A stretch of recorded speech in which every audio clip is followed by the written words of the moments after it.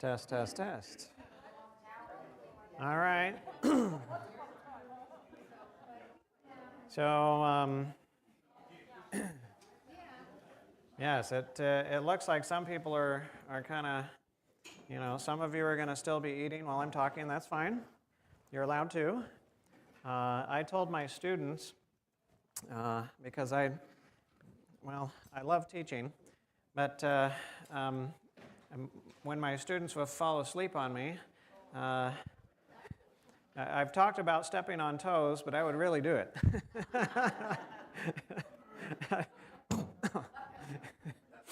And I'm not going to do that to you.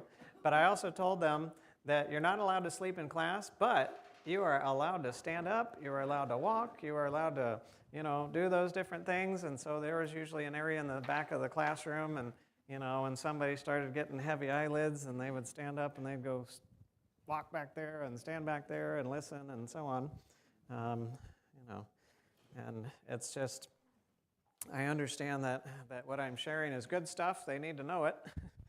And so if you sleep through it, well, when it's class, if you sleep through it, you missed it. But here, if you sleep through it, well, you can watch it again, right? And if you need to catch it about 30 times, well, you can watch it 30 times, and that's okay. And sometimes it's actually really beneficial to do that. I know the first time that I encountered information of this nature, it really sent me reeling, because it really challenged pretty much every paradigm that I had. And I had to decide what I was going to do, whether I was going to accept this new paradigm or whether I was going to continue on with the usual paradigm that I had been operating with. And that was challenging. And I kept going back over the information and back over the information and back over the information and then trying to make the holes fill in. Because it does. When you hear something new or something new from a different direction, then you got to look at it and you got to say, okay, well, how does this fit? And sometimes that takes time, and sometimes it takes review, and so on. And so that's good. Take the time, review. And again, there's the church's YouTube channel, which is where these are going to be at, and you can go back and partake of those. And I also have similar presentations that are on our YouTube channel, so that you can go there and you can watch those. And of course, it's all free. And that's the idea, is to make it so that it's accessible to everyone. Now, we're going to be looking at the topic of what science will never know about you. And so, in doing so, of course, we need to build a foundation.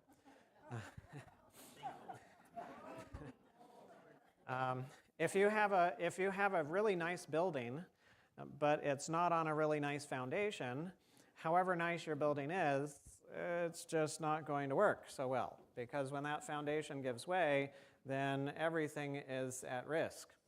And it happens both on residential, standpoints, but you can also have things on a commercial level too. You may have heard of, I think it was the Millennium Tower in San Francisco. And so it was a condominium, a 61-story condominium that was built in San Francisco. And the Millennium Tower was built with 90-foot pylons into the ground. Unfortunately, bedrock was around 180, 200 feet. And so after they built this, very expensive building and had multi-million-dollar contracts and so on and so forth, and they were $750 million into this thing. And then after a year, it started shifting a little bit, and they started having cracks in the basement and so on. And then it started leaning a little bit more and a little bit more. And then it was a multi-million-dollar fix to try to retrofit it with 18 more pylons that actually went down to bedrock. So it's important to have a good foundation and to have the right foundation.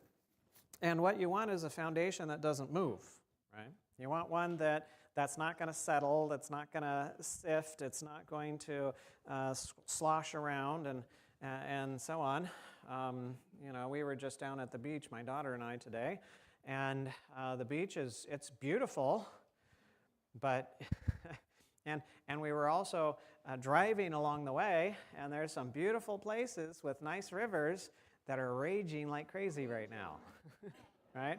And we were looking at some of the edifices along the way and noticing how close they are to now the edge of what is now the river, which I'm sure was not the river. And for you that live here and you know what it should look like, I'm sure it's shocking. I've just come here and I get to look at it and go, well, look at all the water.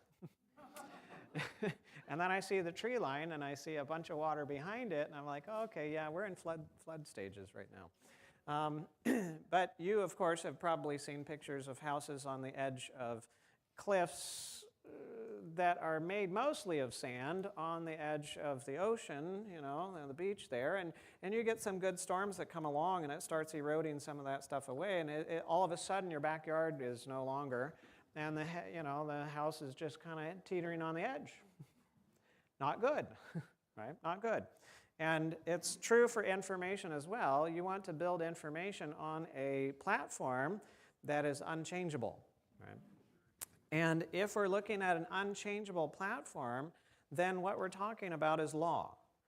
And I'm not talking about human law, but we're talking about natural law and divine law, right? Natural law and divine law, which both come from the Creator, is unchangeable. And the fundamental law, again, is that nothing exists or functions from itself, and nothing exists or functions for itself. So everything must have power, material, resources in order for it to exist, function, and if it's a living thing, for it to live. And then everything takes that power, material, and resources and does something with it, right? It'll pass it along. Even inanimate objects will do this. If you take a rock out in the desert, well, the rock is going, during the day, it's going to be taking of the heat from the sunlight, right? And it will be taking, and then at nighttime, what is it doing? Yeah, it's giving. So that poor little lizard that doesn't want to be fried or frozen can be under that rock and can be protected from being fried during the daytime and from frozen at nighttime. And so even the inanimate rock takes and gives, and the lizard takes from that and gives, and so on. And everything in nature takes in order to give. And so we have this law of life. And therefore, everything functions like a channel. Everything functions like a channel. And you can think of a riverbed as like a channel, a conduit is like a channel, a wire is like a channel, a hose is like a channel, right? These are just common things that we can think of that are like channels. And every channel has an entrance, and every channel has an exit.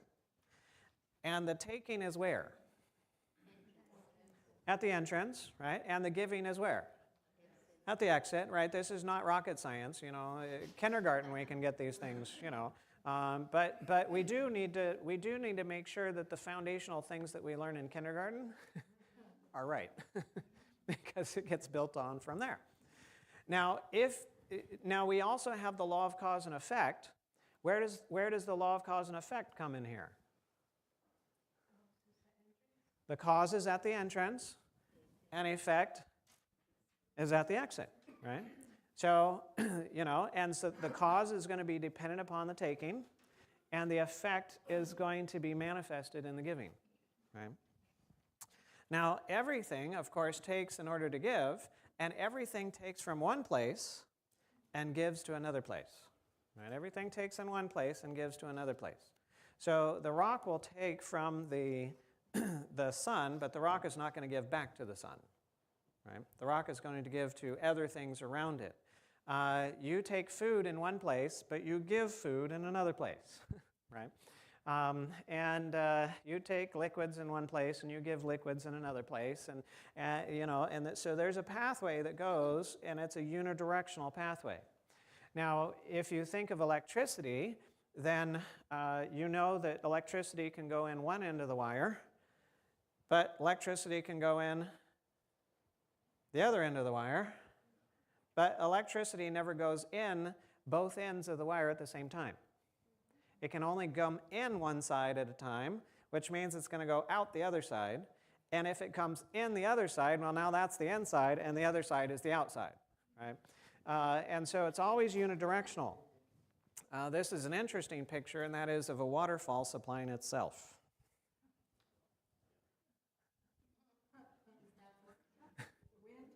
Yeah, so it's in a location where there's so much wind that when the wind gusts get severe enough, well, there's still a little bit of water that's coming down here, but it'll catch most of that water and throw it right back up into that location, and now you got more water to come over the end.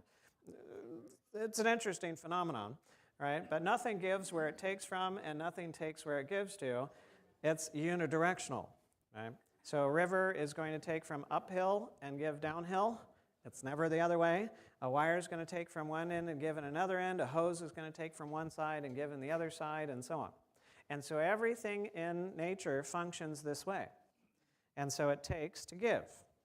But in order for you to give, there has to be something else in order to, that has to be there to take, to receive, right? To take of what you've given. So there has to be something else that's there in order to take. But it takes to give, and there's something else to take from that will give, and so on. And ultimately, when you put everything together in a system will always function in a circuit.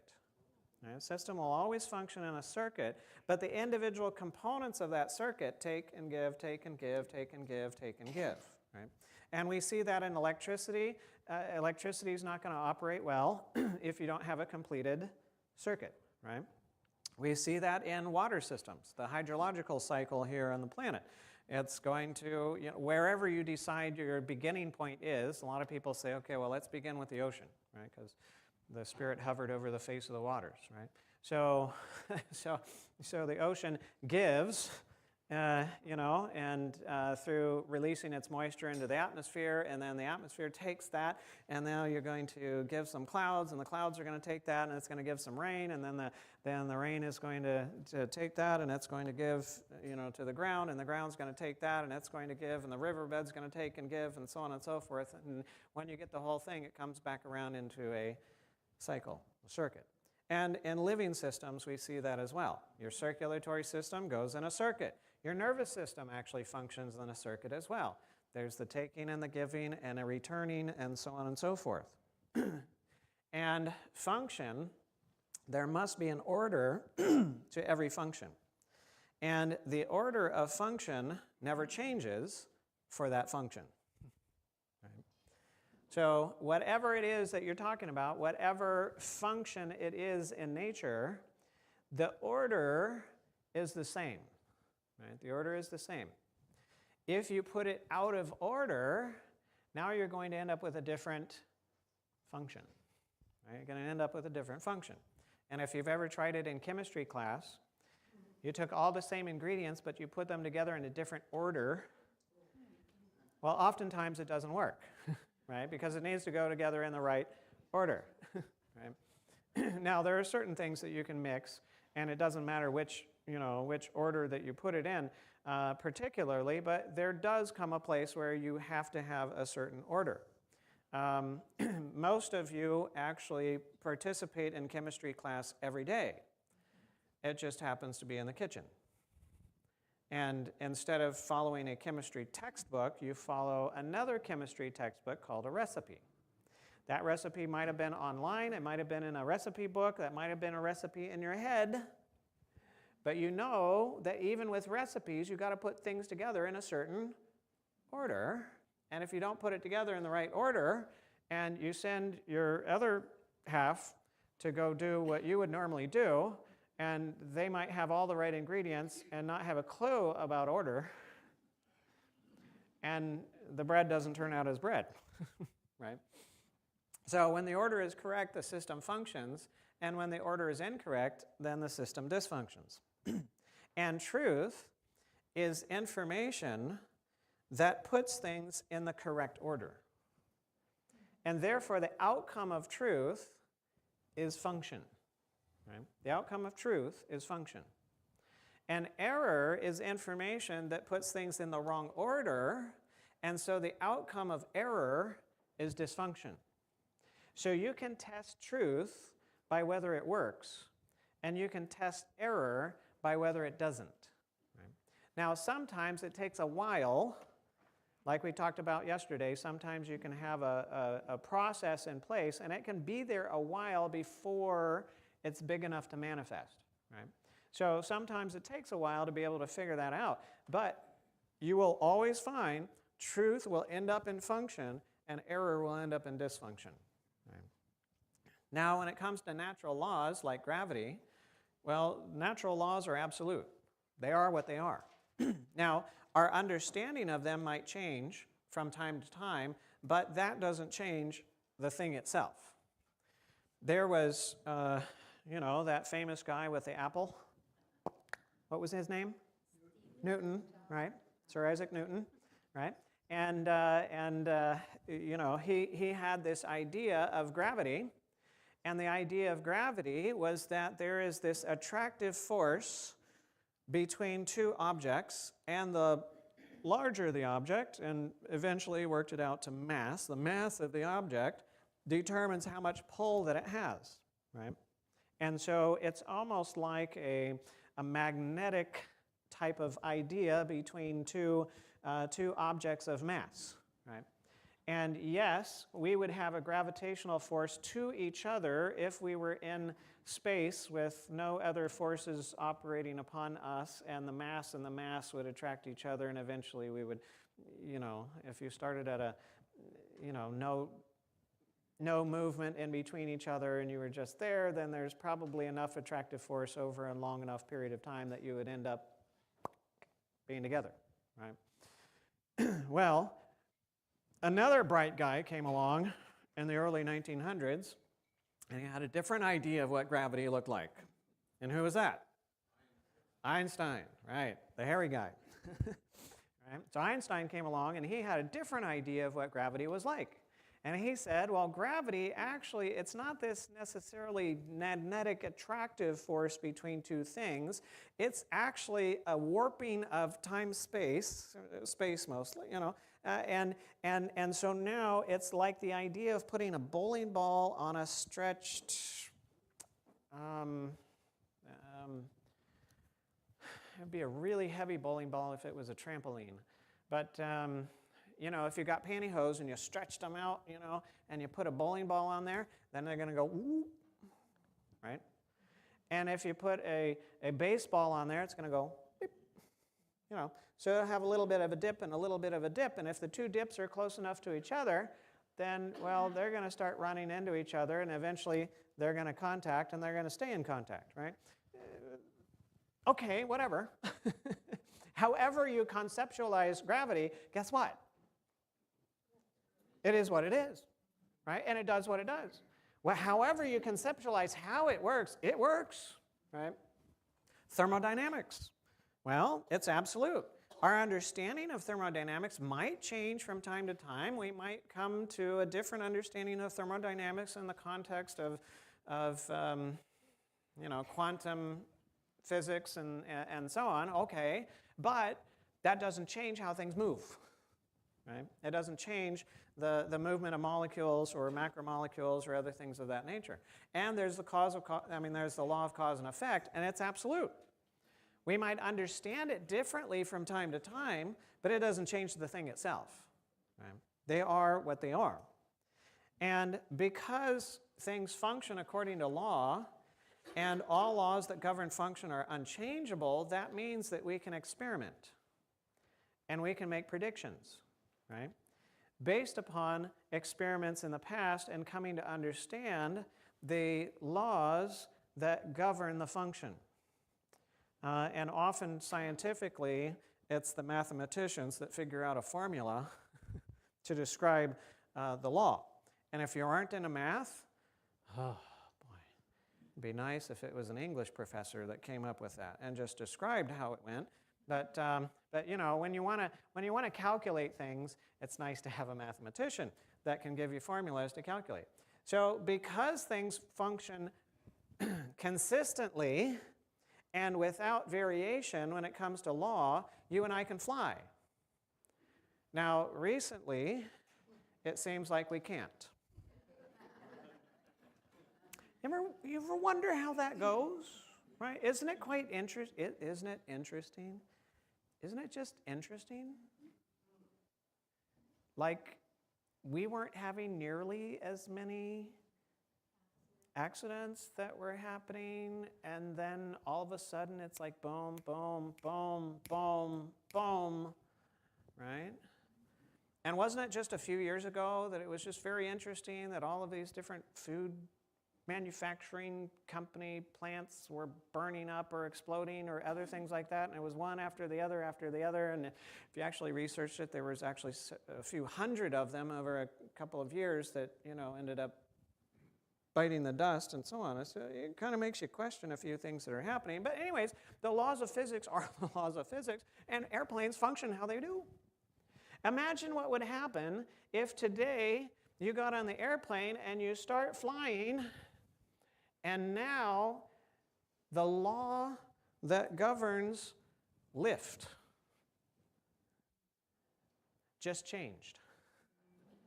And now you need twice the lift in order to maintain that much amount of mass in the air.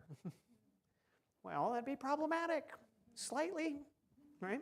Or if you needed half the lift, that would be a little bit less problematic, but still a very exciting experience, because all of a sudden you go, whoa, you know, and now you got to figure out how to fly a plane with half the lift that you need, you know, and so on. It would be chaotic. And, you know, space exploration and deep sea exploration and batteries and robots and all this kind of stuff, everything that you do in science is there because laws are unchanging. They're predictable, right? You might not understand them yet, but when you study them, you get to understand better how things function, and now you can start working with it, right? And great, that's great. Guess what else functions by law? You do. Yes, your body does, right? Right? You do. So would it be important to understand the laws that govern the function and how they function? Well, yeah, that would be a good thing.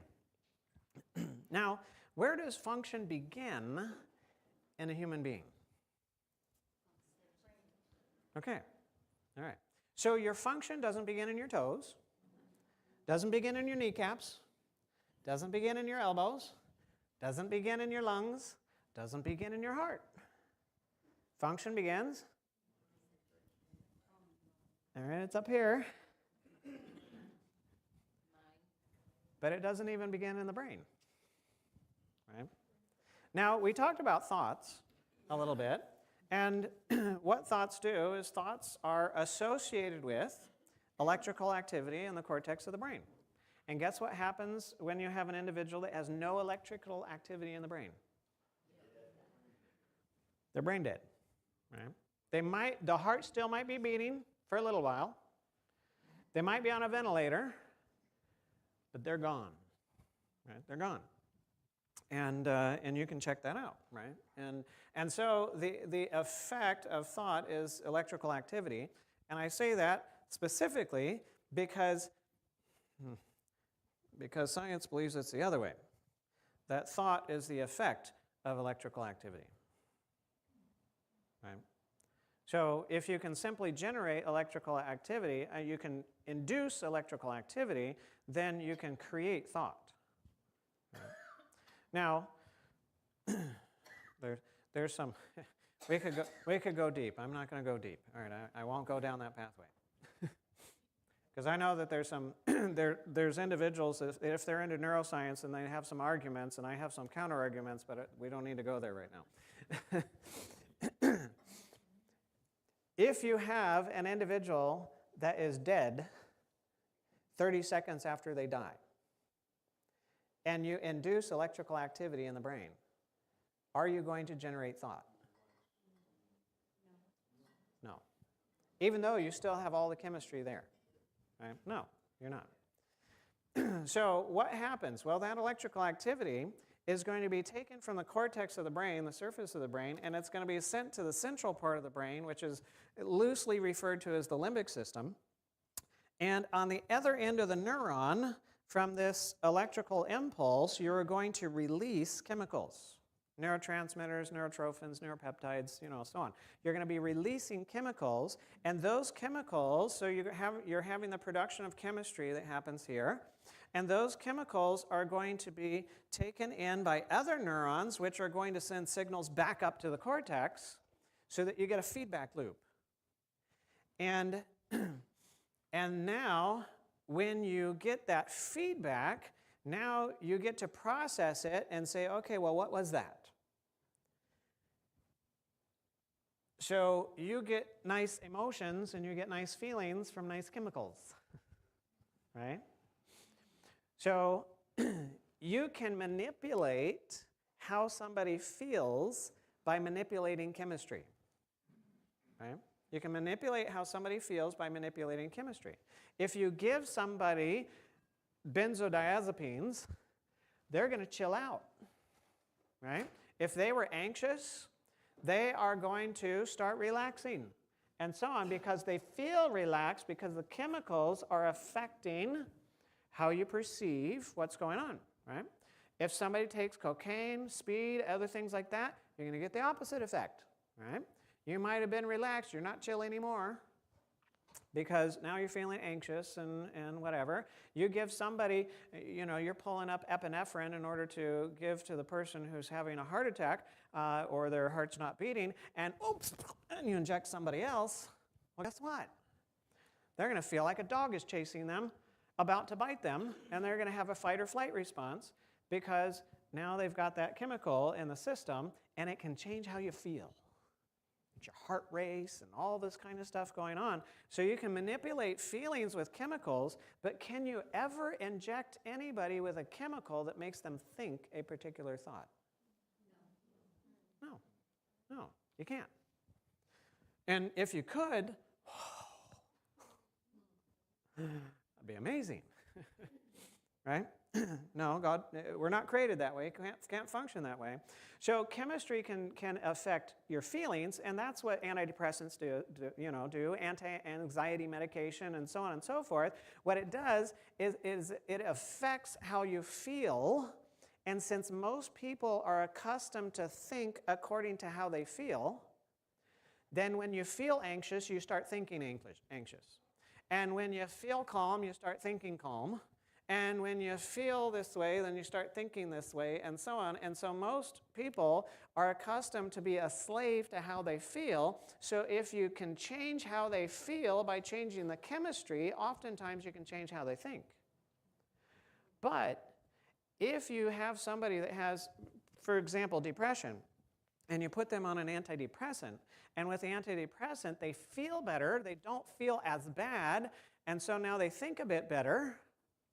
What's going to happen if you ever try to get them off of the antidepressant? Well, yeah, they're going to feel worse. And when you feel worse, what are you going to do? You're going to think worse. And it spirals, right? So it's so hard to get individuals off of these because what you actually have to do is you have to teach an individual how to think regardless of how they feel. You got to teach an individual how to think regardless of how they feel. And if you can teach them to think well, even when they don't feel well, that's somebody you can get off of the antidepressant or you can get off of the anti-anxiety medication and so on, and they're not going to crash. Right?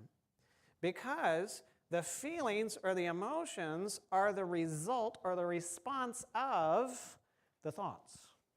Right? The thoughts. So the thoughts go first, the feelings come after. Now, some people, when they have a panic attack, it doesn't feel that way. It feels like you feel it first, and you didn't have any thought associated with it. But I'll tell you this, unless you fell on the epinephrine needle, you had a thought, and it could be very brief, before you had the panic. And the thought was a thought of fear, because that's the thought that goes before panic, right?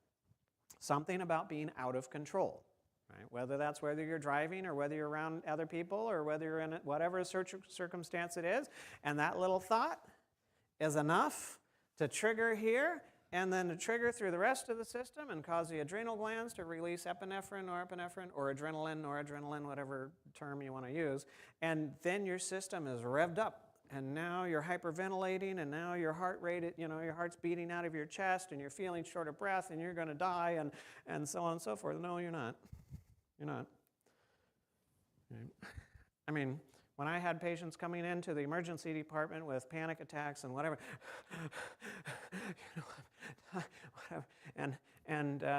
initially I would, I'd give them benzos and other things like that in order to relax them. Then I started learning about this stuff, and then I stopped doing that.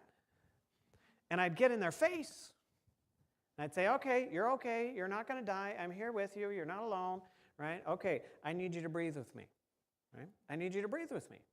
Come on, start breathing with me, all right? Because if they're going, you can't go.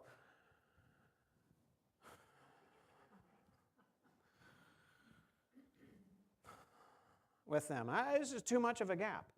So you got to get close to their breathing rate and then have them try to breathe with you and then slow it down and then slow it down and then slow it down. And then they get distracted and their eyes are all over the place and look at me, focus on my eyes. Well, I'm here with you, you're not alone, and so on. This is not going to kill you. All right, come on, breathe with me. And once you can get them slowed down, they get one thing under control, everything else is going to start getting under control, right?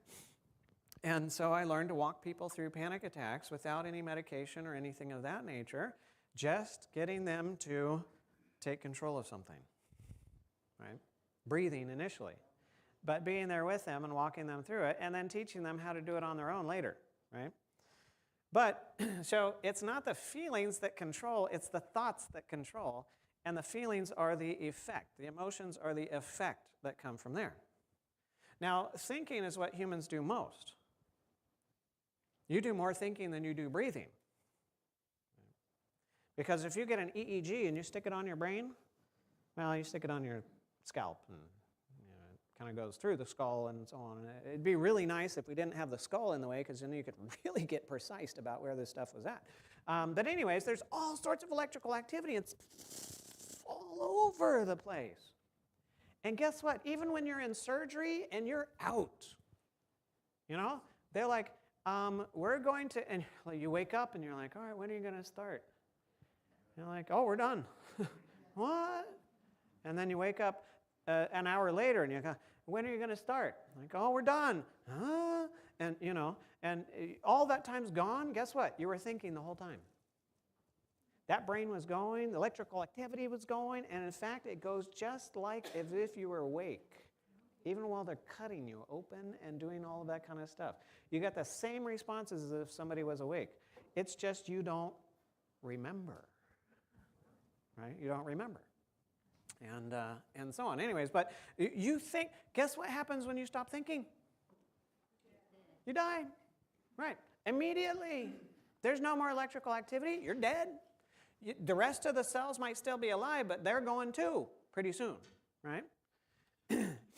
So we're always thinking, but what are thoughts?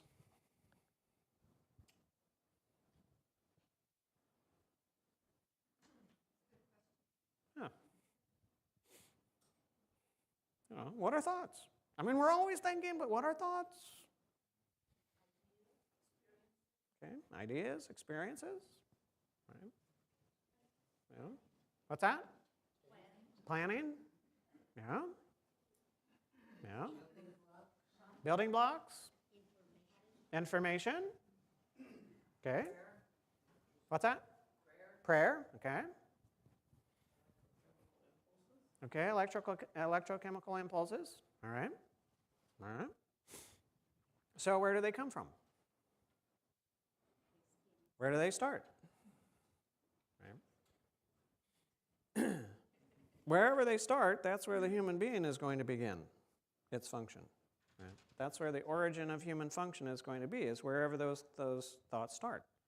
And what do thoughts do? Fuel? Okay? What do thoughts do? Okay? Okay, guide to actions. Motivation. Yeah. Look around you. What around you is the result of thought?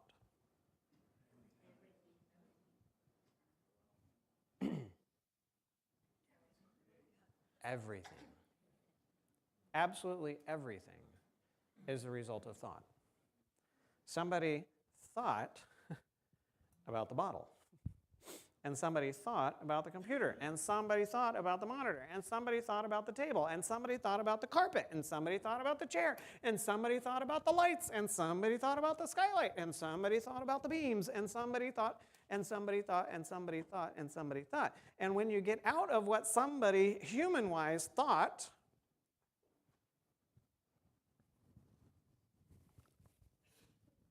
then where did it come from? God's thought. Right? Yeah. God's thought. So absolutely everything comes from thought. So what do thoughts do in you? Everything. Everything. Right? Everything is controlled by thought. Right? Everything is controlled by thought. Now there are physical mechanisms. There are. Right? There's biochemical pathways. I'm not saying that there aren't. But the question is, where do the biochemical pathways have their origin? What is it that gets them going? What is it that keeps them going? What is it that guides their going? Right? Now, can a brain think?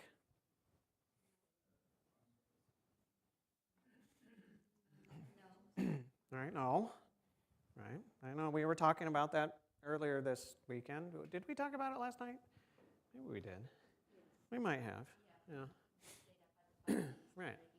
So the brain is composed of chemistry, and chemical reactions are dependent upon outside factors to function. Right? They have to have a certain environment, certain pressure, certain exposure to power, access to power, and so on and so forth to function. They can only function according to the laws that govern their function. You ever know a chemical that disobeyed an order? No, it doesn't have the capacity to do so. Right? Chemistry can absorb, it can store, it can share energy and information like computer hardware, but how many thoughts can the brain itself think? I mean, oftentimes we've thought it did, because that's what we're taught. But chemical elements cannot feel anything. There's no subatomic particle, there's no proton, neutron, electron, there's no atom, there's no molecule, there's no combination of molecules, and so on that have the capacity to feel.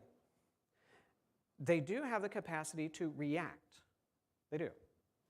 But feeling is not an experience or a capacity of a chemical element. Chemical elements cannot choose. Cannot make decisions, cannot destroy themselves, cannot have consciousness, cannot have cognitive abilities or morals, or realize something and like it or not like it. And chemical elements cannot organize themselves, they can't regulate themselves, they can't act for themselves, they can only react to what is done.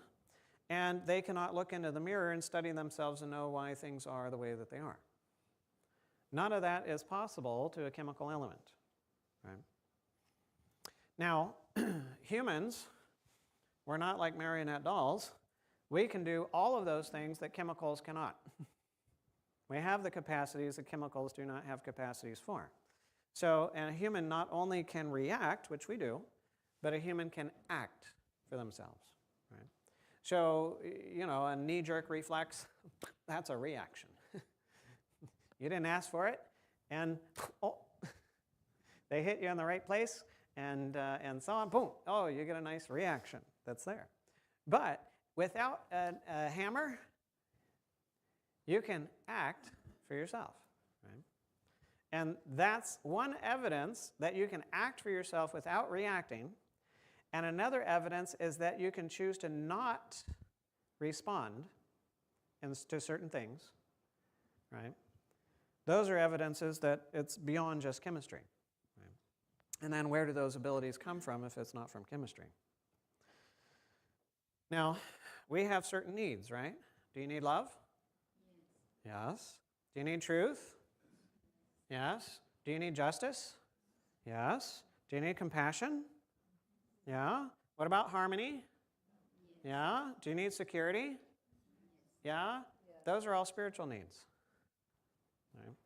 Right? There's not a single atom that needs to be secure. Right? There's not a single molecule that needs justice. Oh, I can't believe you did that to me. You mean you took me to the mitochondrion and you ripped me into pieces and you took the energy from the chemical bonds and all that kind of stuff and you stuck it in that stuck-up molecule of ATP? You know? No. Right? There's no injustice from that standpoint. And the nice thing about spiritual needs are there's never an upper limit. You can never have too much love. You can never have too much justice. You can never have too much mercy. You can never have too much truth. You can never have too much compassion. But you sure can't have too little. Right? You can have too little. There's no upper limits, but there are lower limits. And if you go past the lower limits of the spiritual needs that you have, you're going to find out there's dysfunction coming. Right? Dysfunction's coming. Now, hunger. Do you like it? No. But is it a good function? Yeah, it has a good function. If you never got hungry, when's the next time you would think about eating?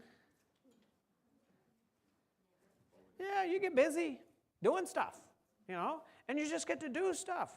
And you get to do stuff, and then you're kind of a little bit weaker while you're doing stuff, and so on, and then eventually, you're done. What happened? Well, you have hunger, right? That's good. Thirst, fatigue, chill, suffocation, right? Those are all physical symptoms, and they show that the body is lacking something. It's lacking food, it's lacking water, it's lacking nutrients, right? And the power from the nutrients. It's lacking heat, it's lacking oxygen, and so on, right? There's something that's there, and it's like the gas gauge to let you know what's going on with the vehicle. Now, who is the gas gauge for? Who is the gas gauge not for? Yeah, it's not for others. But think about driving a car. We're going to get into a car for a moment. And you have a gas gauge. Or if it's an electric vehicle, you got a meter. That's how the battery's doing, right? Who is the gauge for? The driver. Who is the gauge not for? The car. Why? Because the car cannot supply its own need of gas. And the car cannot supply its own need of a charge. Right? So the gauge is there for the driver so that the driver can provide for the car what it needs. Right? So to whom does the body signal its needs? Oh. So the symptoms prove that the body cannot provide for its own needs, and there must be something that controls the body and supplies its needs. There must be a driver of the car. Right? And we talked about it last night. I'm just getting around to it from a different angle, right, this time. So a physical thing can only take in or absorb what it needs if it's brought close. If you put the water in the cup and you leave it there, and you sit next to it, are you going to absorb the water that you need? No, you're not. If you take the cup of water,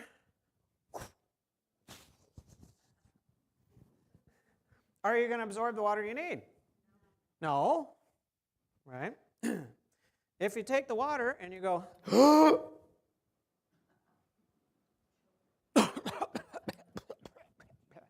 right? So it's not going to work.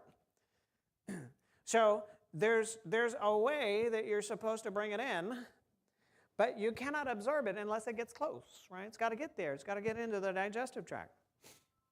So the physical things can't go search for and find out what they need so that they can take it in, like a tree.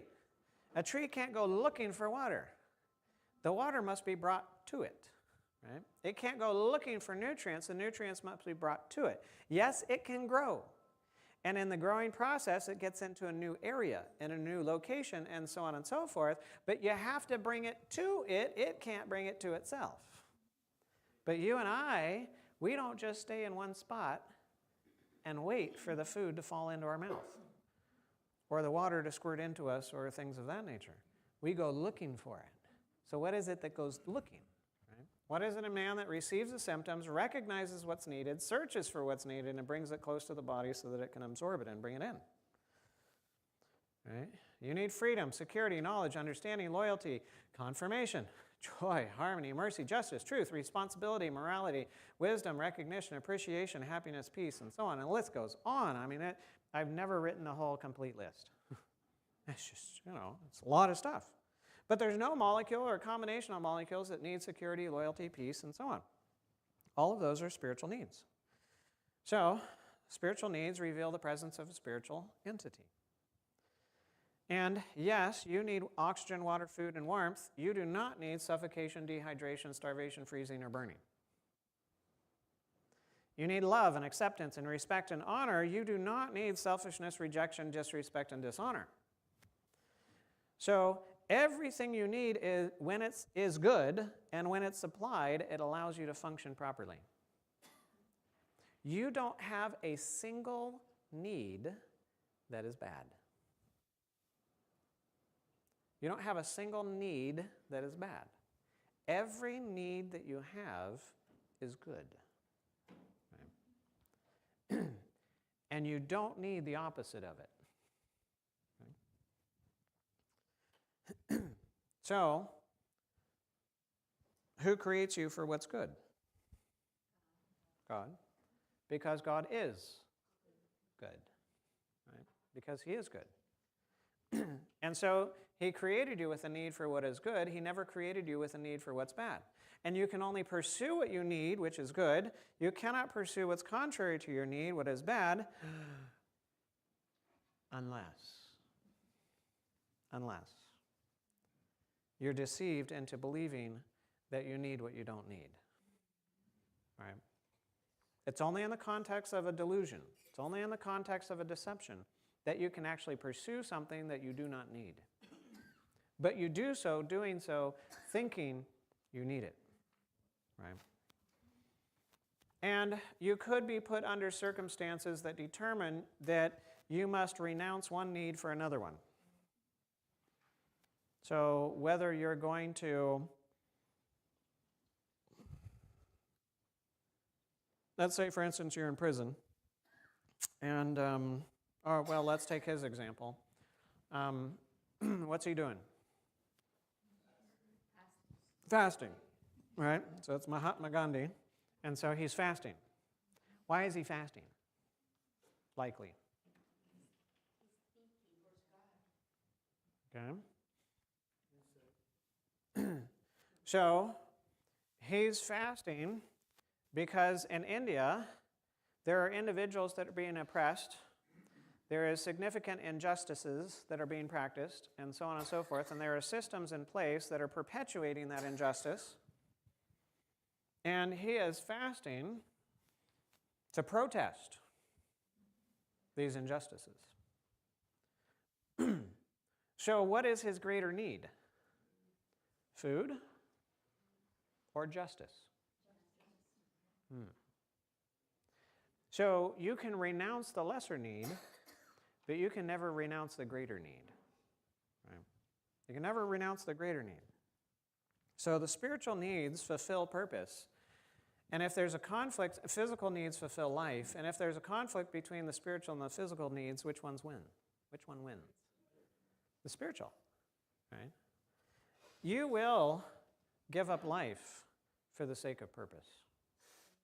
Right? You'll give up life for the sake of purpose. Now, a proof that we're more than matter is that we can renounce the most important physical aspect, which is life. We can, right? The spiritual needs are always more important and come before the physical needs, and we can renounce life either in suicide, martyrdom, sacrifice, for whatever, but we can never give up purpose. And everything that gives purpose is spiritual, not physical. Right? Now, we're told the opposite, and even though we might have a Christian background, and in some of our Christian backgrounds, we have eschewed the idea of evolution from an origins standpoint. But I'll tell you, we have adopted evolutionary theory in almost every other way. Right? So when it comes to evolution in modern science, evolutionary and scientific thought, we're told that matter is self-existent. Right? Nothing blew up, and when it blew up, something came. And when something came, instead of usual explosions where it flies apart, it came together. And now matter is self-sustaining. Right? So it perpetuates its own existence. And matter can organize itself through random processes into complex organization, right? And complex systems. And when you become organized to a sufficient degree, the effect of that is life. So now matter is the cause, life is the effect, right? And matter now can self-regulate. It can give itself commands. It can mutate itself. It can destroy itself, and so on and so forth. You ever thought about this? All right, let me just throw this into a common context. You know, we all went through something recently, last few years. That's 5 years. Right, yeah, so, you know, and we talk about mutation. Now, mutation is real. Mutation is real. Right? But who or what can mutate? Something that's alive can mutate. Guess what the thing is? Not alive. It's complex molecules, right? Complex molecules are not alive. It's not a living thing. And yet we're told, from a science standpoint, that the non-living thing can outsmart the living thing and mutate itself in order to survive. That's saying that matter can self-regulate and therefore can mutate itself and can control its own direction. Is that possible? No. No. Where does the mutation come from? It comes from the host. It comes from the host. It's a living organism that can cause the mutation, not the thing itself. Right? And so it kind of changes our whole picture of what kind of battle we're fighting, right? And how that's pictured. So matter is, scientific thought is that matter is conscious, right? It can think, it can feel, it can have spiritual capacities. If you put matter together in a complex enough arrangement, i.e. neurons and so on and so forth, then the effect of that is thought. And when that becomes more and more complex, then that can become a spiritual type of thing, and then it can become moral, and so on and so forth. And the more complicated the system, the more complex the spiritual capacities. And it is true that the complexity of the physical is associated with the complexity of the spiritual capacities. But science takes it from a materialistic standpoint and says, okay, it's the molecules. It's the protons, neutrons, and electrons. It's the atoms. It's the molecules that are the cause. And now all of these things are the effect. Right? So if that's the case, and that's what you believe, then what are you going to target for your solution? The molecules. Clearly, if that is your paradigm, if that is your worldview, and the physical problems and the spiritual problems have a physical origin, then you must target the physical as the target of your therapy. And so why are we doing so much with, gene splicing and, this, that, and the other thing, and, and pharmaceuticals and so on and so forth? Now, I'm not saying that we shouldn't do anything of that nature. I'm not saying that. But the mindset behind it is wrong, right? It's a wrong paradigm. And it leads us to wrong conclusions, right? Even from the same experiments that are done. Because an experiment, you can have an experiment, but guess what? You have to interpret it. It has to be interpreted. And if you're in the scientific world, how are you going to interpret the experiment? The only allowed context in science is this context, right? If you are outside of that context, you are shunned, you are belittled, you are put off in the corner, you are defunded when it comes to your research and other things of that nature. So you're not allowed to have any other context than this. So all of the experiments which are true and function according to law are now interpreted according to this. And now the conclusions that are drawn from the studies are in harmony with that, right? In harmony with that. And what's the end effect of that theory?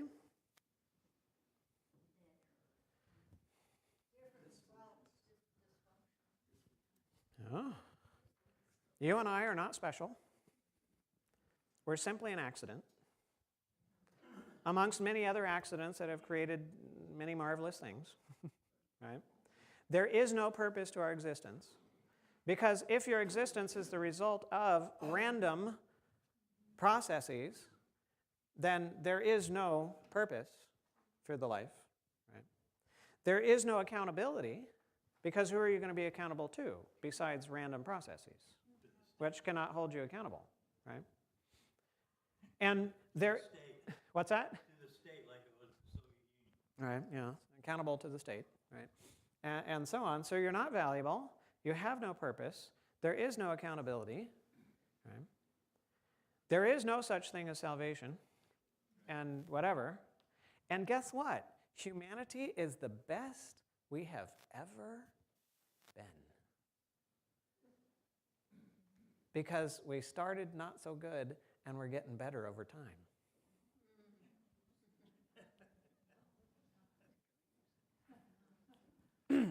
So let's keep progressing and going faster, because this is evolution. Let's assist evolution in its process. And the farther and farther you get away from caveman life, the better you get.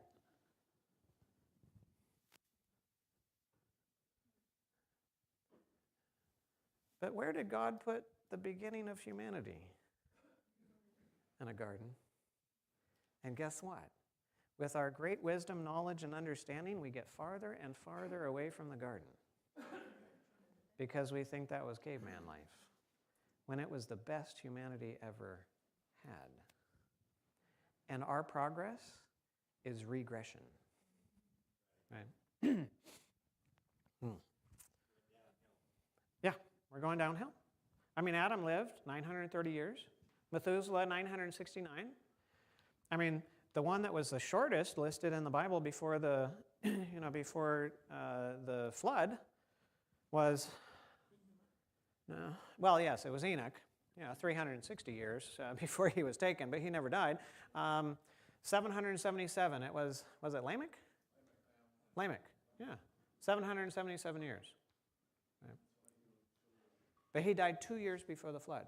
Methuselah died the year of the flood, and his name meant, when I die, it will come.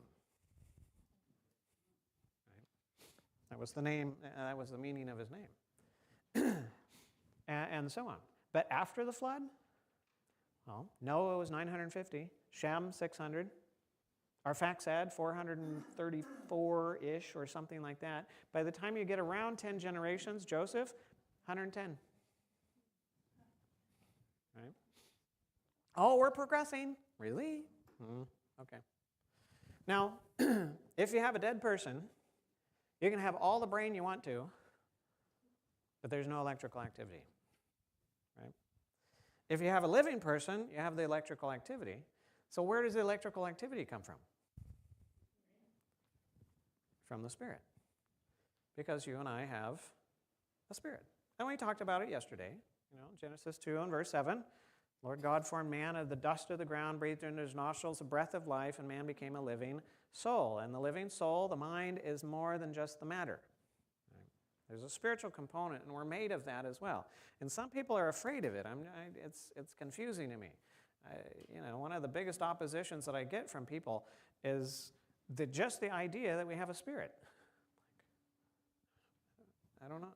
I don't understand. I mean, when you think about it, it can't just be chemistry. It can't. Right? There's too many capacities and qualities that we have that it cannot be explained by chemistry. And besides, the Bible tells us this anyways. So the components of man is body and spirit, and the combination of the two is the soul. And oftentimes we refer to it as the mind. Right? And as long as the two are together, you have a living person, but you separate the spirit from the body, and guess what? Well, you have a dead body and a dead spirit. Right? Neither of them function.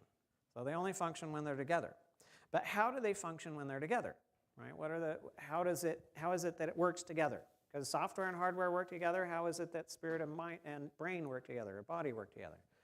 Well, you do have signals that are sent from the body in different locations through the nervous system. That gets up to the cortex, and that is received as a part of the mind. And I'm just separating things just for the discussion's sake. But remember, you cannot have thought, you cannot do any of this if you don't have brain and spirit. Right? It's a combination. It's not just one or the other.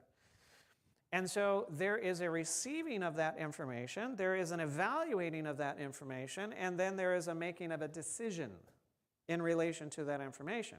And you're either going to decide, yes, I'm going to respond to this, or no, I'm not going to respond to this. Remember Jesus said, let your yes be yes and your no, no? That's because in decisions you have a yes and you have a no. Right? The will has a yes and the will has a no. That's it. It doesn't have an in-between. Right? You're either going to make a decision for something or against something. Right? Going forward or not going forward. And when that decision is made, that is then given back to the body. And when it gives back to the body, that generates electrical activity in the cortex. And that electrical activity is then taken to whatever part of the body is attached to whatever part of the brain that came through. Right? And so the body sending information to the spirit, it's like a request. Hello, I'm hungry, I need more food. Does the spirit have to respond positively? No, the spirit can say, no, not time to eat. Right? I got to speak. I'm hungry, but I got to speak, and so on. So, no, I'm not going to do it right now. Or I'm in prison and I want to get out. And so I'm going on a hunger strike. And I'm not eating until I get out because I have a greater need for freedom than I have for food. Right? But if the spirit gives information to the body, can the body say, no, not doing that? No. Right? So what the spirit gives to the body is a command, and what the body gives up to the spirit is a request. Right? It's an informational on one side, and it's a command on the other side. The only way that the body can't respond is if it doesn't have the capacity to respond. So you've either cut off the communication between here and there, spinal cord injury, nerve damage, other things of that nature, or it just doesn't have the fuel to be able to do it. Right? So those are all signals. Hunger, thirst, fatigue, chill, suffocation. Those are all signals sent by the body to the spirit so that the spirit can use the body to go look for what it needs and then bring it in. Right? So the body can't supply its own needs on its own. It's the spirit that makes the body move. It's the spirit that searches for the physical things that we need. It's the spirit that makes the body bring those things in, that causes you to breathe and drink and eat and so on and so forth. Now, the beginning of the process is conscious. The rest of the process is unconscious. Once you swallow, that's it. Rest of it's on an automatic process. Now, it's still being guided, but it's unconsciously being guided, right? Now, the body always reacts to outside forces or information, right? Always reacts. And the body can be governed from outside of itself.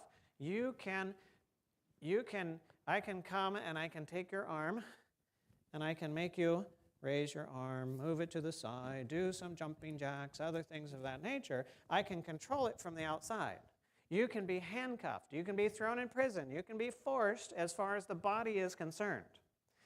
And it can be harmed from the outside. You can be shot from the outside in, cut from the outside in, smashed from the outside in, so on and so forth, right? When it comes to the spirit, it's different. Now, the spirit can react to outside information and so on, but it can also act for itself. And that's something different. The body can only react, but the spirit can act. Right? And the spirit governs itself from the inside. It is never governed from outside. Right? It's never governed from outside. And it can never be forced. It might be tortured. You might torture the body in order to try to get to the spirit, and the spirit might give in, but it must give its consent. It cannot be forced. And it cannot be harmed from outside. It only harms itself from inside. Right? So, who is it that can see? Oh. So you got eyes in the body, and they send information up to the cortex of the brain. You have ears in your body, and they send information. And you've got a nose, and that sends information. And you've got a tongue, and that sends information. And you've got skin and, sensory organs and so on. That sends the information. But that's received by the spirit. It's evaluated by the spirit. And it's the spirit that can see, hear, smell, and taste, and feel. And then, based upon that, can make a decision. Right? You can have an individual that has a completely intact eyeball with all physical components of that eyeball. You can have a completely intact optic nerve. You can have a completely intact optic cortex, right? And you can have somebody that's blind and cannot see. Because they're under so much stress.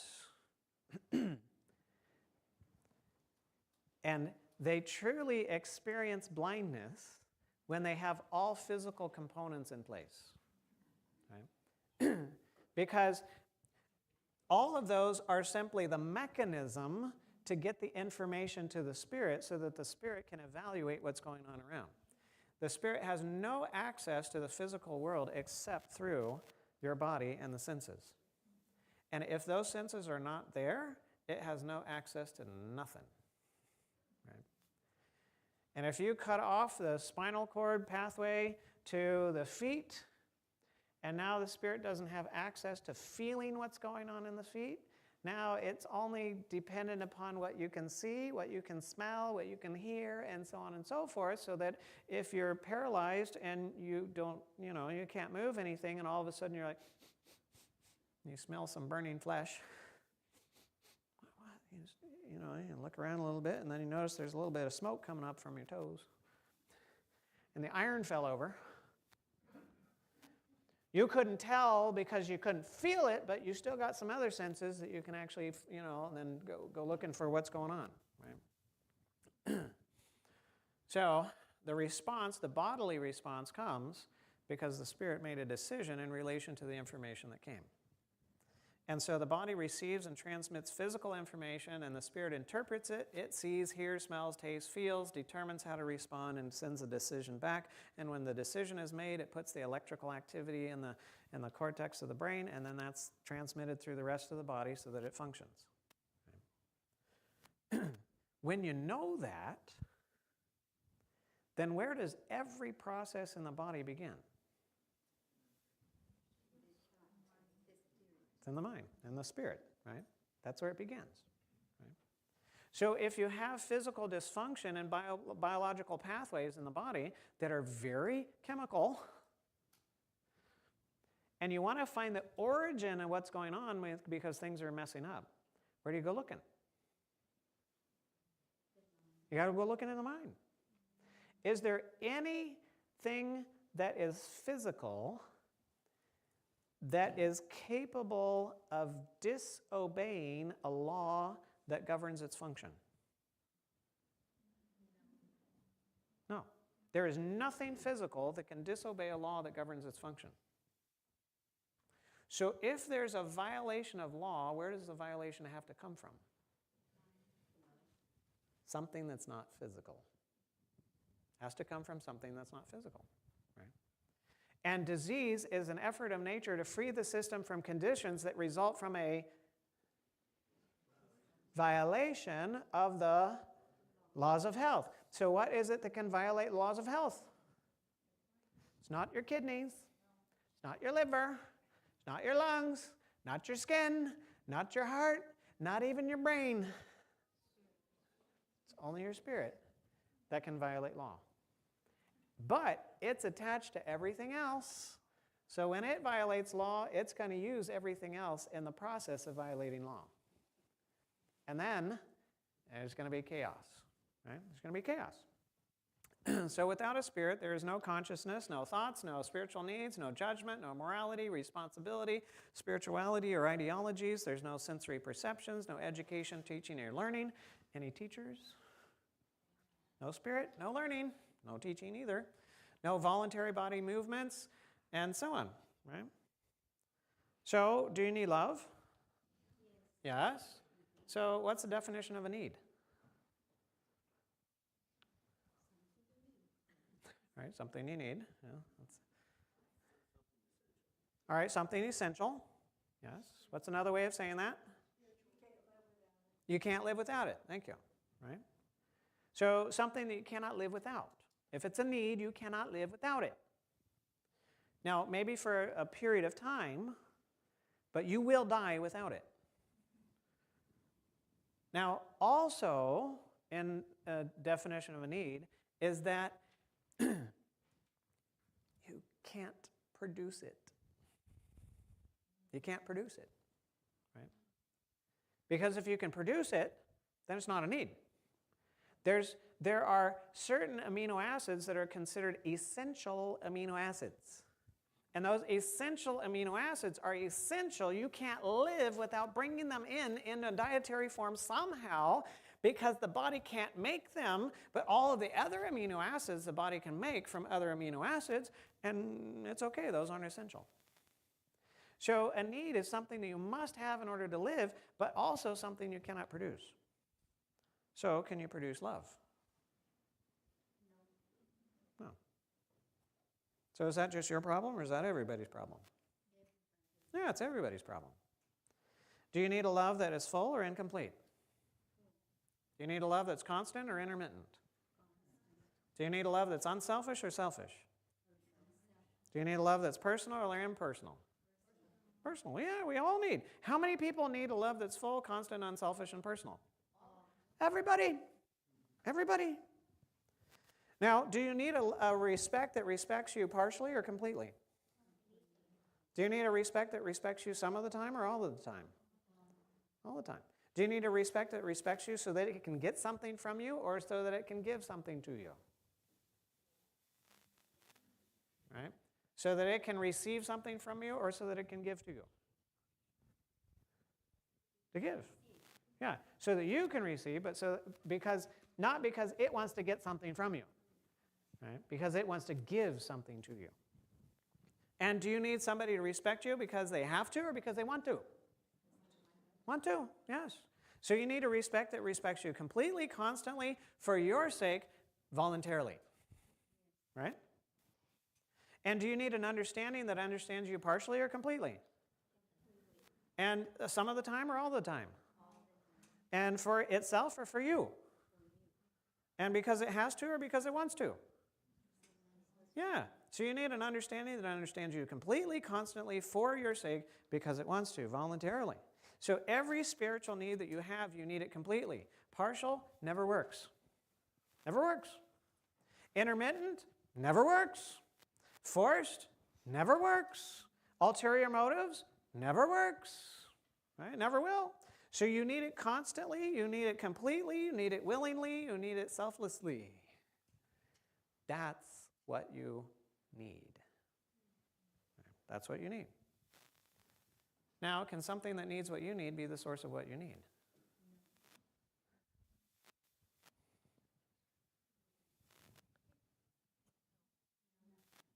No. Can another human that needs what you need be the source of what you need?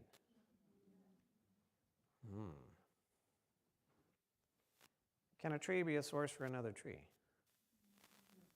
Well, you take the one tree and you plant it in the next tree, and you plant that one in the next tree, and the one in the next tree, and so on and so forth.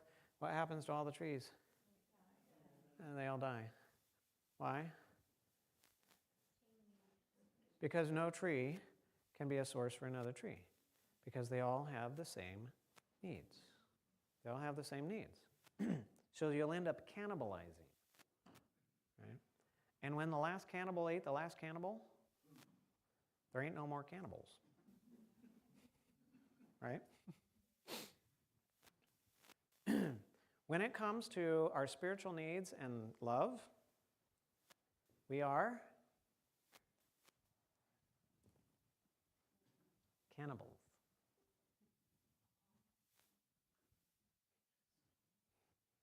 When it comes to our spiritual needs and love, we are cannibals. We're going to another person to get what we need, when they need that too. So who or what is the source of love, respect, and understanding that is completely, constantly, voluntarily, and unselfishly offering to you everything that you need? It cannot be another human. Cannot. It's impossible. Right? It's impossible. Our needs prove the existence of God. Our needs themselves prove the existence of God. And that He must be exactly what we need. He must be exactly what we need, right? Or else we die. It can't be multiple other humans. You can't be supported by a society. You take all the trees and put them into all the trees, they're all going to die, right? So it must be something that is full of love, respect, and understanding, that constantly, voluntarily, and unselfishly offers those things to you for your sake, and that is God. And I kind of picture God as a circle because He's complete in and of Himself, right? And He is truly independent. He doesn't need anything else to supply needs because He's the source, right? He is the source. But His creation is needy. And so His creation is connected to God as a channel. And one channel takes to give, and the next takes to give, and the next takes to give, and so on and so on and so on and so on and so on. And the whole thing functions like a circuit coming back to God, who is the origin and the end, the Alpha and the Omega, the beginning and the end, right? Now, the mind itself, and I know I interchangeably use words. I'm sorry about that. We could just call it the spirit. But again, one reason that I don't just want to use that term is because I don't want us to get the idea that the spirit can do anything without having the brain. Right? It's not a separate entity that can do thinking and all that kind of stuff separate from the brain. It's got to be with the brain. Right? But just looking at what are the capacities of the spirit when it's with the brain, as part of the mind. Well, it has an entrance where it has to take. And the input is at the entrance, and it has an output where it has to give. Where does the spirit give? What does it give to? No, not to others. What does the spirit give to? The body. The spirit gives to the body. And the spirit doesn't give to somebody else's body. Your spirit only gives to your body, and through your body, you can give to others. Right? Through your body, you can give to others. Right? And cause is on the taking side, and effect is on the giving side. Right? Now, again, the spirit is dependent. It has needs that must be supplied from outside, And its needs are spiritual. It's information, right? It's spiritual information. And love is a spiritual information, right? Respect is a spiritual information, and so on and so forth. That's the food for the spirit. And the spirit is always active. It is never passive. So it cannot have something that's put into it. It must bring it, actively bring it into itself. Right? So it must take, and it cannot be passively filled from the outside, and it must actively give. Right? So it's got to actively put the body into action. And it's internally self-governing. That means it controls itself from the inside, and it cannot be controlled from the outside. And there are multiple components of the mind. Now, if you don't remember all this information, that's okay. It's okay. Right? And if you want to go over it later, that's okay. Right? I'm just trying to lay a foundation because it's important as we go forward. Right? So in evaluating information, the very first thing of evaluation from the Spirit is your identity. That's the very first thing in the evaluation process is your identity. You evaluate things according to how you understand yourself to be, or what you understand yourself to be. You also have other capacities of the mind. One is called the conscience. And the conscience evaluates information in terms of good versus evil or right versus wrong. The will is a capacity of the mind as well. And the will is where you make decisions, where you make your choice, right? You have a heart, which is not the blood pumping muscle, but it's part of the mind, the heart. We're told that it's the citadel of the man, right? And so on. The heart evaluates gain versus loss. Jesus said, where your treasure is, there your heart will be also, right? So that's where you evaluate the treasure. What's a gain? How much of a gain is it? What's a loss? How much of a loss is it? And decisions are made based upon that gain and loss. You have an intellect, which is your worldview, your puzzle picture of how everything looks, right? And then you have reason, which evaluates cause and effect.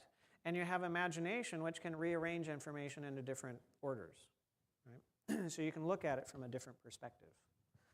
And every single capacity of the mind must have a standard that it uses to evaluate the information by. You have to have something to compare the information with to see if it fits or if it doesn't. Now, what happens if you have a standard that can change over time?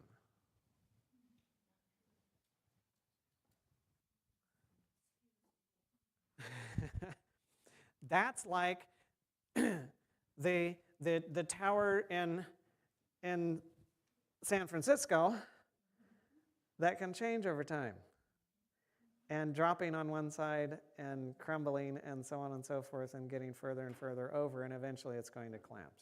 Right? Yes? But at the beginning, you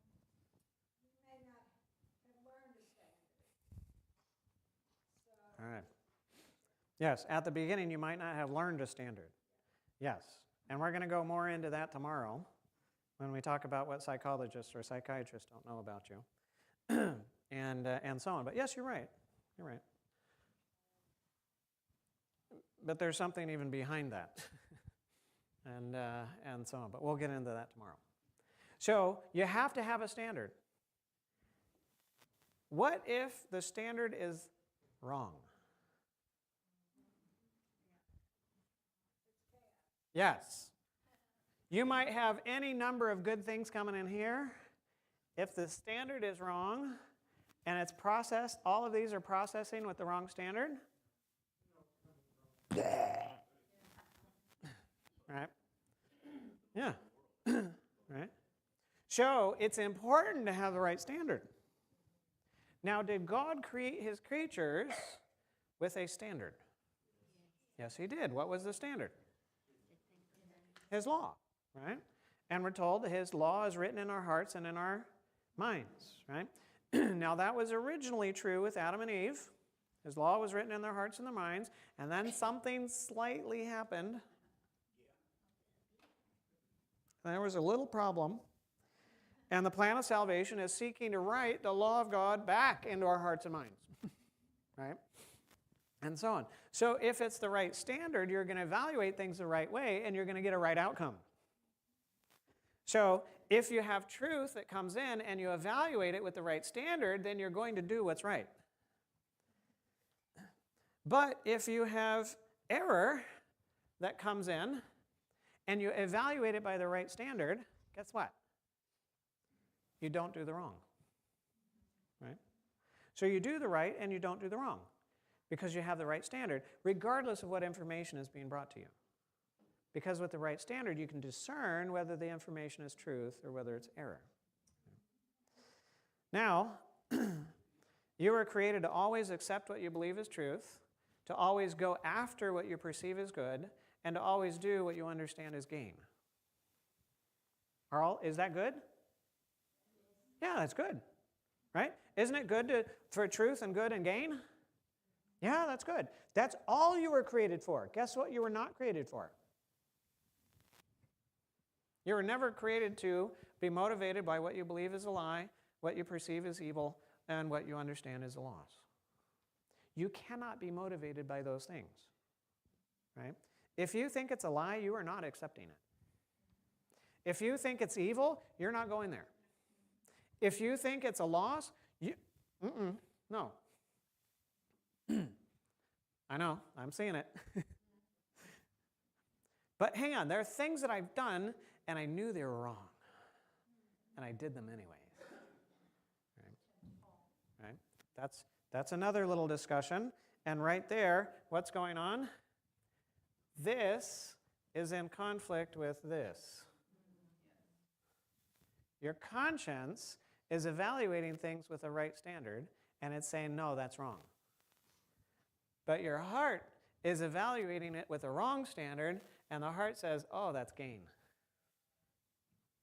And when your conscience says, oh, that's wrong, and your heart says, oh, that's a gain, guess what? The heart wins, and you do it. Right? And if the conscience says, oh, that's good, and the heart says, oh, that's a loss, guess what? You know it's good, but you don't do it. Yeah, you don't do it. Oh, yeah, I know I'm supposed to. No, that's a loss. Knocking on, no. Yes, so that's where we get into that situation, where, like Paul talks about in Romans chapter 7. All right, so the only way that we can go in the wrong direction is by mistakenly thinking it's the right direction. Right? Because now you think it's the right way, and you go after the right thing, but you're actually turned around, and you're going in the wrong way, and going after the wrong thing. It's the only way that can happen.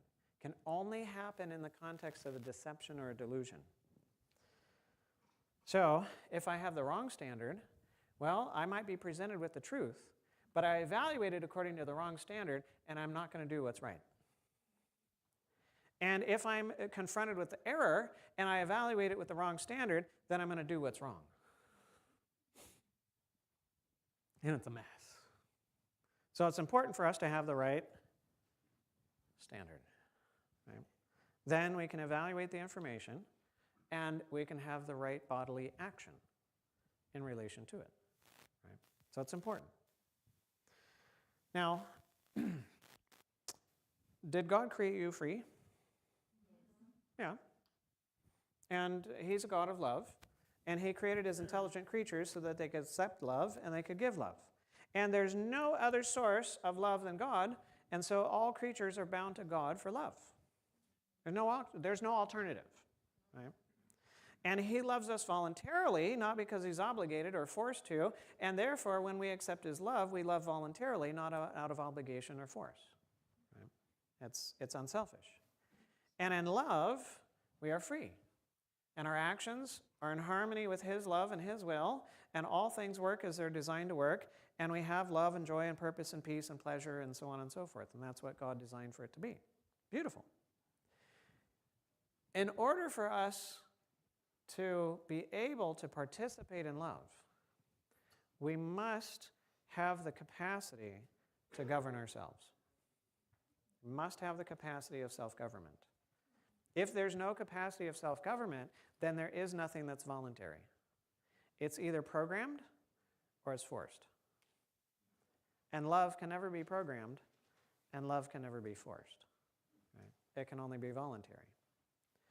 And the very beginning of self-government is identity. Right? It's identity. Now, everything that you need comes from where? Inside of you or outside of you? Outside. So everything you need is outside. So the love that you need is outside, the information that you need is outside, the truth that you need is outside, the food that you need is outside, and all of that kind of stuff. And who is it that must bring it in? Yeah, you're yourself. So it can't be forced into you. And now let's forget the body, because the body can be forced. Let's talk about the spirit. The spirit can never be forced. God will not take information and force it into you. And the devil can't take information and force it into you either. Because you were created as a closed system, you can only yourself reach out and bring it in. And if you have the proper identity, guess who you're going to take from? God. If you have the wrong identity, guess who you're going to take from? Yep. Devil. The one that you can see and the one that you can't. I mean, the ones that you can see and the one that you can't. Yeah. Now, you might be married to them. You might have had them as your children. They might be your parents. They might be your friends. They might be whatever. But you'll take all of those little devils as your source too. And your children got it rightfully from you, and so you're one of them too. Right? So everything you need has a source where it comes from, and God created us so that we would bind ourselves to our source by trust, and we would take from the source by faith. So everybody has trust, and everybody has faith. There's no question about it. It's part of your structure. It's a part of how you function. Some people are like, oh, I don't have any faith. No, you do. You do. And you're exercising it all the time. It's just the question of what are you putting it in, right? Some of us have more faith in our chair than we do have in our Creator. Because we're willing to sit on the chair, but we're not willing to trust our Creator, right? Now, God was the source of everything that we needed at the beginning in creation. And so, and He created us automatically with the proper identity that I'm a child of God. And as a child of God, I automatically bind myself by trust to God, and I take by faith what He offers. Right? And I have His standard as my evaluation, right, in evaluating information. Now, was I created to only take? No, I was created to give, because the fundamental law is taking to give. But when I take it in, it fulfills my needs, which is pleasurable, but I don't just do that, I give. But what do I give? I give what I took. So if I take love, what am I going to give? I'm going to give love. And if I take respect, what am I going to give? Respect. And if I take honor, I'm going to give honor. And if I take goodness, I'm going to give goodness, and so on. And God is only good. And so if I have Him as my only source, what am I going to only take? Good. And what am I only going to give? Good. That's beautiful. That's how it was intended to work, right? And it's pleasurable not just to take it, but it's pleasurable to give it too. And so God made it pleasurable all around, right? And you can never be forced. And that's how God created Adam and Eve to function in the beginning, right? To govern themselves according to this way. And He wrote the law in their hearts and their minds. And I'm going to summarize briefly. The law essentially tells us, take from here, give there. You know there's two stones. Anybody argue that there's two stones? No, there's 2 stones. Why 2 stones?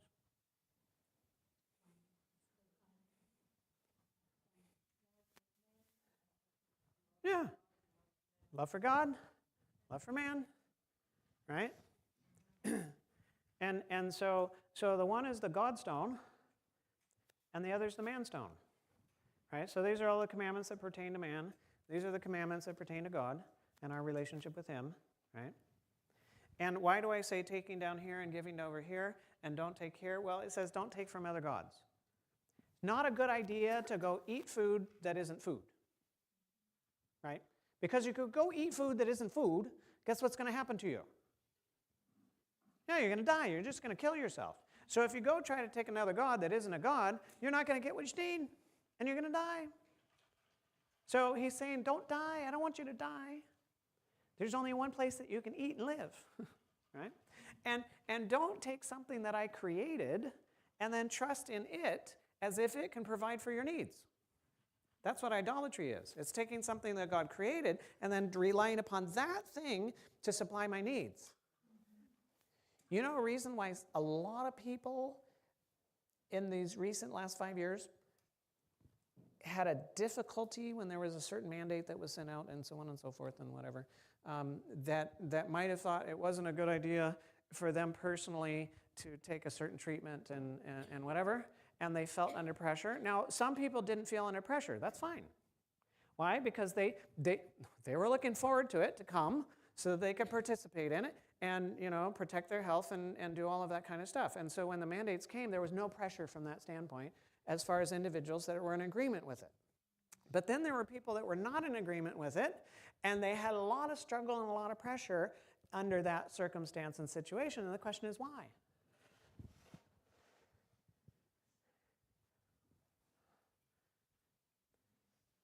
Because you were in idolatry.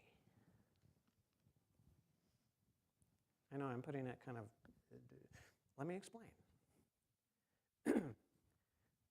The reason certain individuals were under so much pressure is because they believed that the corporation they were working for was the controller of their livelihood.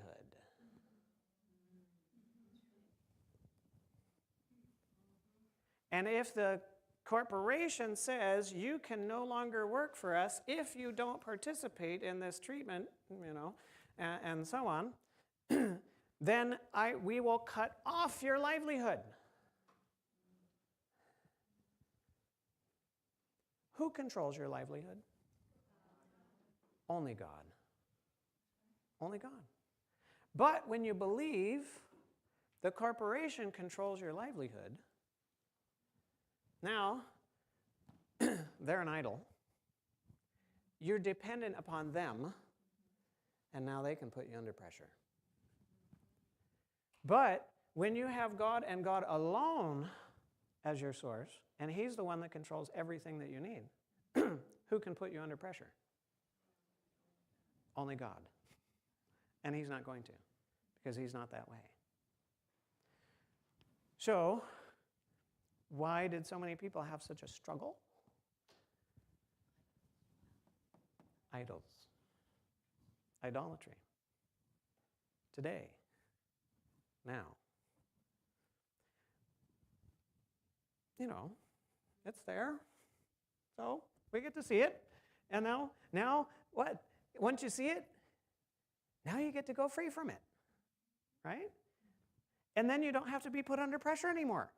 Isn't that good news? Yeah, it's good stuff, right? If you have him as your source, are you going to take his name in vain? No. And if you do, it shows you don't have him as your source. And then the fourth commandment, right? It says rest. Right? It talks about rest. Can you be at rest when you're suffocating? Are you at rest when you're dehydrating? Are you at rest when you're starving? No. When are you at rest? Yeah, when you're full, when your needs are satisfied. So God is bidding us to come and take from him, because he's the creator of the heavens and the earth and the seas and all that in them is, and so on. Come to him and take from him everything that you need so that you are satisfied. You're full. Now you're at rest, right? So that's the taking commandment. Don't take life from here. Don't take intimacy from here. Don't take stuff from here. Don't take your truth and reputation and respect and all that kind of stuff from here. Don't even think about taking from here. But what about the fifth commandment? Honor your father and mother. Is honor taking from them or is it giving? It's giving, right? So guess what? You got take to give. What's the fundamental law of all nature? Take to give. Where do you find the fundamental law of all nature? In the law of God. Take to give, right? But the law of God specifies that for human beings, where is the taking? From God. And where is the giving?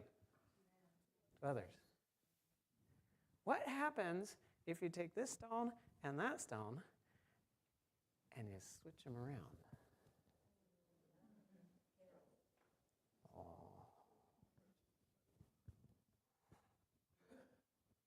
Oh. It's called relationships.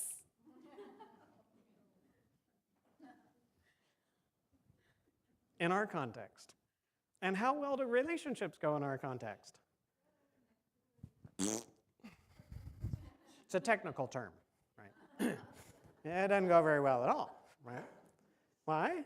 It's because we've got these two backwards. And we take from people and we give to God. Remember, the taking and the giving, it's always unidirectional. It's always from one place to another place. And the law shows us that if you're humans, it's unidirectional this way. And what happens if you turn it backwards? All hell breaks loose. Conflict, chaos, disappointment, rejection, abandonment, abuse, you name it, all come as a result of getting that backwards. You are meant for good. And when you take good, you can give good. But if you take what's bad, you're going to have what's bad, and you're going to give what's bad. Right? And God knows that He is good. And so He wants us to take from Him because He's good, and then we get what's good, and then we can give what's good. And God also knows that people are not good. There is none who does good, no, not one. So if we have people that are not good, and they're the ones we're taking from, guess what? We get what's not good, and then we can't help but give what's not good. And all chaos breaks loose in all sorts of ways in different relationships and so on. All right, well, I have nearly put everybody to sleep already. But, you know, we need to build some good foundations here. Because if we don't have the right foundation, we don't know how to evaluate the information. And if we don't evaluate it correctly, we can come to all sorts of conclusions.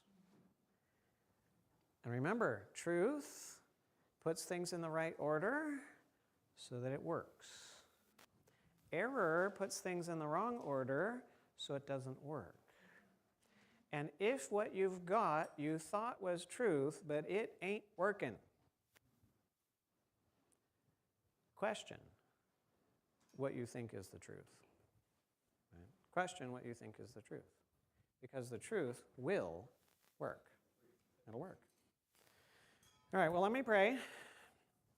And then you can run and do all of those things. And don't forget, if anybody needed counseling or health consultations or other things like that, there's only 12 spots, I'm sorry, but then you get a hold of, where'd she go? In the hallway. All right, yeah, so anyways, you'll yeah, Emily. Yeah, my daughter would be overwhelmed. She'd be like, what do I do, Daddy? They're all coming to me. How do I do this? You know? Yeah, no, Emily. Go find Emily. All right, let's pray. Dear Heavenly Father, thank you so much for your blessings. Thank you that you are a wonderful God, that you are everything we need. Everything we need. Thank you that you created us with only good needs. Thank you that you are the source of it all.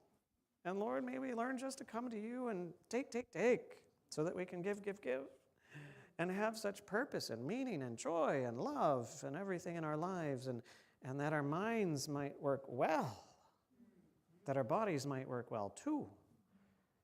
And this we pray in Jesus' name. Amen. Oh, yes, I was just saying if anybody needed, yes.